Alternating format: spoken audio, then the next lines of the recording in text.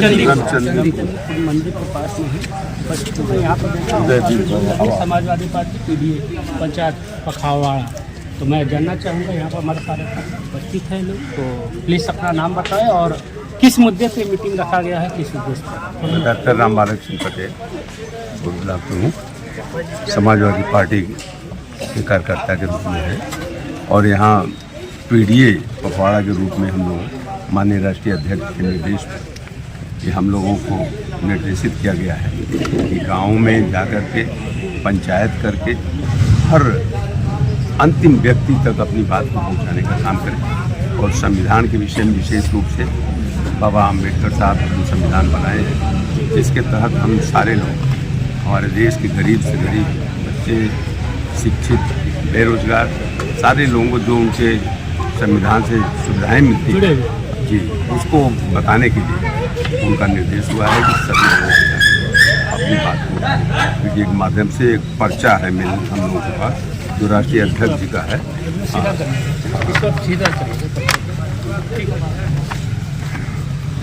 इसको जो है हर गांव में हर लोगों तक बांटने का भी एक आदेश हुआ है और हम लोग वही काम कर रहे हैं। तो और मेन उद्देश्य यही आपने अभी यहाँ पर बताया हुआ काफ़ी भीड़। हाँ वही चीज़। अब मेन आप क्या करना चाह रहे हैं? हम लोग ये चाहते थे जैसे कि माननीय राष्ट्रीय अध्यक्ष का जो निर्देश हुआ है और गरीबों के लिए जो हम लोगों को बरगलाया जा रहा है, हमारे शिक्षित बेरोजगार जो बच्चे हैं जो शिक्षा से भी वंचित हो रहे हैं और शिक्षा की तरफ से इसलिए ध्यान हटाया जा रहा है। इस सारी चीज़ों को जो भी हमारी संस्थाएं हैं, गवर्नमेंट की संस्थाएं, सरकारी संस्थाओं को बेचने का काम इन्होंने किया है। उसके तहत बेरोजगारी जो 2 करोड़ नौकरी देने का इन्होंने वादा किया था, आप लोग भी बड़ी बात जानते हैं, आप लोग निकाले भी थे और उसका भी कोई कहीं से अता पता नहीं। जो पैसा देने की बात कहे थे 15 लाख, उसका भी कुछ अता पता नहीं चला।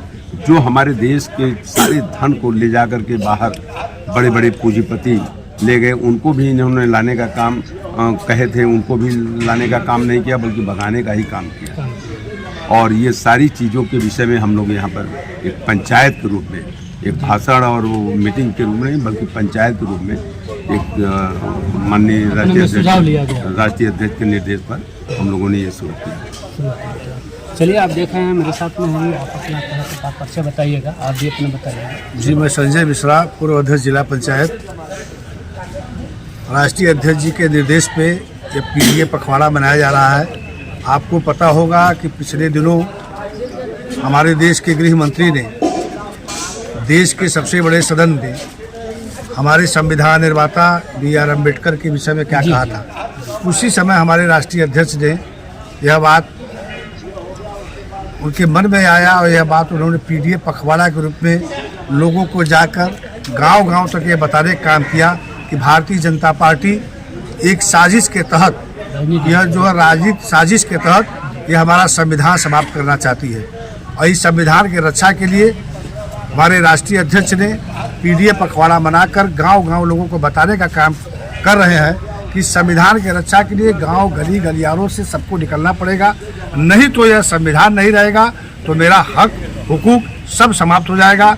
दलित गरीब पिछड़ों का जो सचमुच मायने में आरक्षण है उसको समाप्त करने की जो साजिश भारतीय जनता पार्टी कर रही है उसके खिलाफ हम लोग एक लामबंद होकर गांव में जाकर ये संदेश देने का काम कर रहे हैं कि अगर इनको आप किसी तरह लाए तो निश्चित तौर पे संविधान खतरे में है।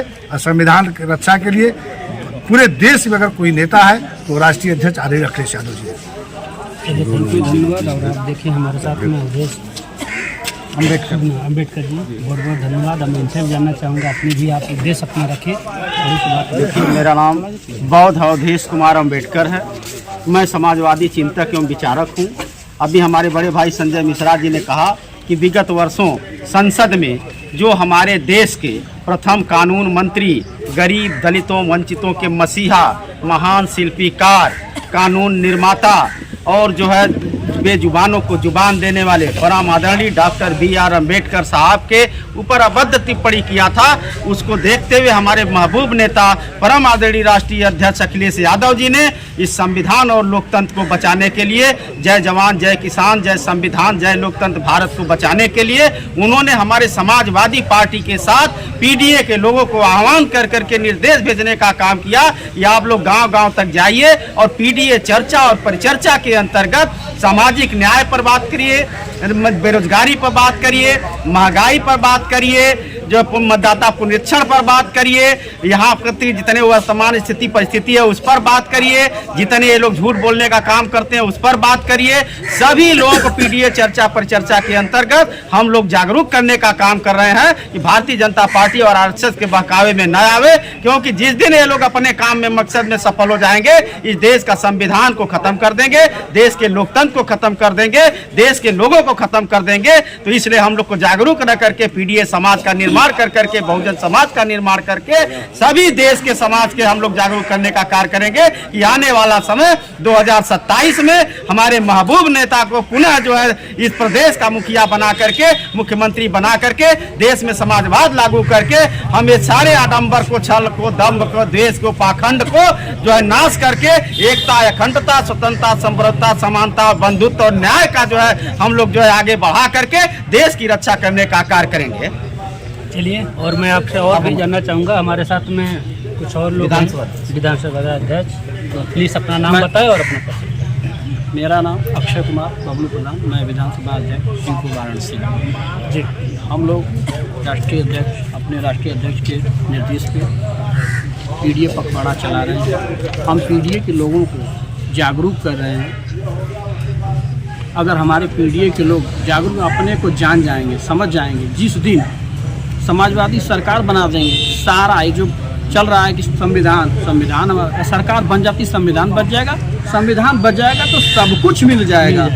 केवल और केवल PDA के साथ ही अपनी ताकत को पहचान ले, जान ले और समाजवादी सरकार बना दें। अपने आप कानून, जो संविधान बदलने की लोग बात करते हैं, संविधान बचेगा, संविधान बचेगा तो सबको कुछ न कुछ सबका न्याय मिल जाएगा। चलिए, और मैं कुछ कहना चाहूँगा, थोड़ी सी मैं महाकुंभ की बहुत बड़ी रैली लगी हुई है। सुबह से मैं देख रहा हूँ 17 लोगों की मौत हो गई, जहाँ तक मुझे खबर आई है। ठीक है, 17 लोगों की मौत है। अब उस पर आप क्या कहना चाहेंगे, थोड़ी सा देखिए, चूँकि जो आज की व्यवस्थापिका, कार्यपालिका, न्यायपालिका, कह लीजिए चौथा स्तंभ जो मीडिया का है, ये सारे भारतीय जनता पार्टी और RSS के लोगों ने खरीद लिया है। और खरीदने के बाद जो चीज़ें बताई जानी चाहिए सच्चाई, वो चीज़ बचाने का काम नहीं कर रहे हैं। यहाँ पे तो कुंभ में, महाकुंभ में करीब सैकड़ों से ज़्यादा लोगों की मृत्यु हो चुकी है, करीब कई हजार लोग जो है घायल हो चुके हैं। लेकिन ये अपने शासन सत्ता के दबाव में, अपने नौकरशाही के दबाव में, मीडिया के दबाव में खुलासा नहीं कर रहे हैं। ये तो अगर सोशल मीडिया ना होता, हमारे लोगों के पास न्यूज मीडिया ना होता, जो तो हम लोग ये जान भी नहीं पाते कि कितने लोगों की जान हताहत हुई है। चलिए, थैंक यू, धन्यवाद। आप देख रहे हैं 24/7 के साथ जितेंद्र भारती।